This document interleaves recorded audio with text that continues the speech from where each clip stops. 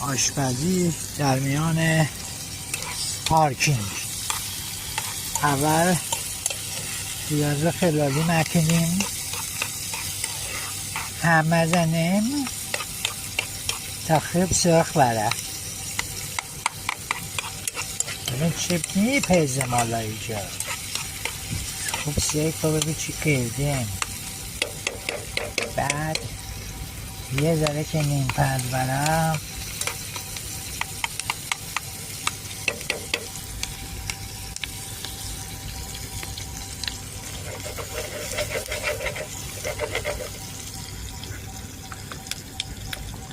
دلای مرغ هم اضافه میکنیم.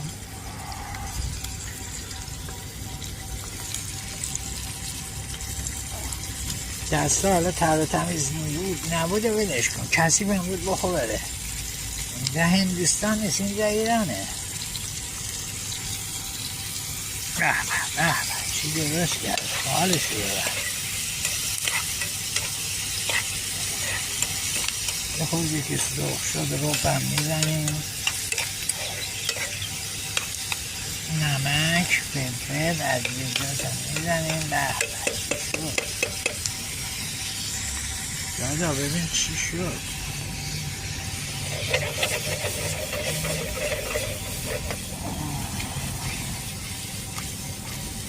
آشپزی میمونه پارکینگ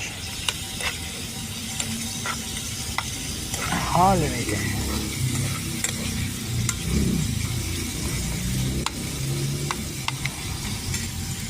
خب دیگه در روپش نمیرسیم.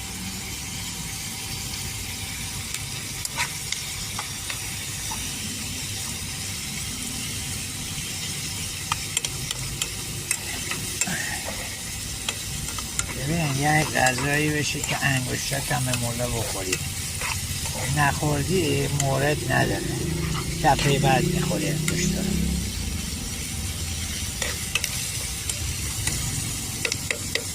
ببینیم سراغ رو به همدانک.